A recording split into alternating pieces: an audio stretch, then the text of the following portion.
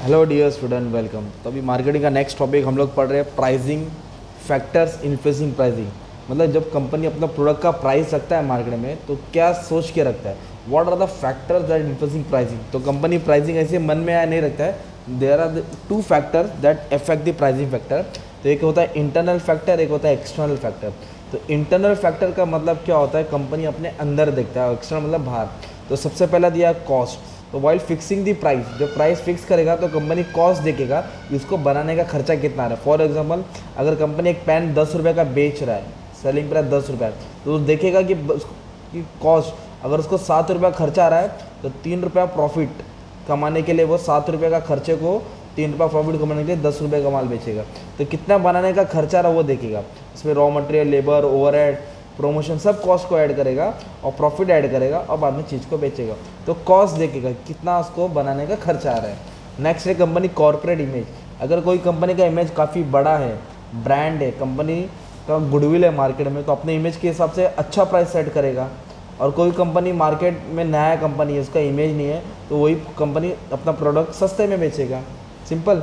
जिसका इमेज रहता है वो अच्छा प्राइस चार्ज करता है, जिसका इमेज नहीं रहता वो कम प्राइस चार्ज करता है। तो कंपनी अपना इमेज रख के भी प्राइस चार्ज करता है, राइट। जैसे कि आईफोन मोबाइल, उसका मार्केट में नाम है ना, तो उसके लिए वो प्राइस ज़्यादा रखता है। Okay. Objectives of the firm. तो pricing factor also effect by the objective of the firm. तो कंपनी का ऑब्जेक्टिव दो होता है, एक तो प्रॉफिट कमाना, एक तो गुडविल कमाना। प्रॉफिट मतलब अगर कंपनी ज़्यादा प्रॉफिट कमाना चाहती है तो प्रोडक्ट का प्राइस ज़्यादा रखेगी, तो ज़्यादा प्राइस मिलेगा उसको। अगर वो मार्केट में नाम बनाना चाहता है, गुडविल क्रिएट करना चाहता है, तो वो कम प्राइस रखेगा। क्या करेगा, प्राइस प्रोडक्ट का कम रखेगा। तो इस तरह कंपनी अपना ऑब्जेक्टिव के हिसाब से प्राइस को सेट करता है। प्राइस कैसे दिया है, अगर कंपनी को रिटर्न ऑन इन्वेस्टमेंट बनाना है the charge will be high. अगर कंपनी को मार्केट कैप्चर करना है, मार्केट में मचाना है, तो प्राइस लो रखेगा। तो ऑब्जेक्टिव क्या है कंपनी, वो भी डिपेंड करता है। नेक्स्ट है प्रोडक्ट। तो कंपनी अगर कंपनी का हाई क्वालिटी प्रोडक्ट है, अच्छा खासा प्रोडक्ट है, तो प्रीमियम प्राइस चार्ज करेगा। जैसे रोलेक्स घड़ी है ना, 2 लाख, 5 लाख, 10 लाख, क्योंकि प्रोडक्ट भी वैसा है ना। और high value pricing, the firm charge moderate and low price for high quality. उसके हिसाब से कंपनी, मतलब प्रोडक्ट कैसा है उसके हिसाब से प्राइस बढ़ाता है घटाता है। प्रोडक्ट नॉर्मल है तो कम प्राइस रखेगा, hi fi quality standard product है तो ज़्यादा प्राइस रखेगा। प्रोडक्ट का लाइफ साइकिल क्या दिया है, तो हम लोगों ने लाइफ साइकिल का स्टेजेस पढ़ा है, डेवलपमेंट है ना, ग्रोथ स्टेज। इधर क्या दिया है, during the growth stage firm में इंक्रीज दी प्राइस।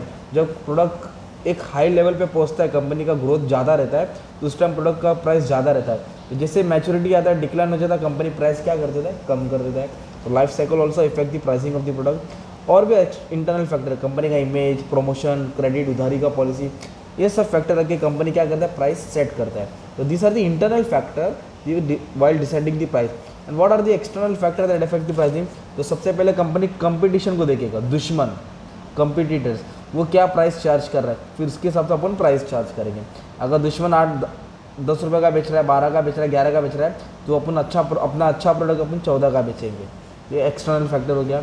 कंज्यूमर, तो अपन को कंपनी जब प्राइस सेट करता है तो कस्टमर का बिहेवियर देखता है, कौन सा कस्टमर के पास कितना पैसा है उसके हिसाब से।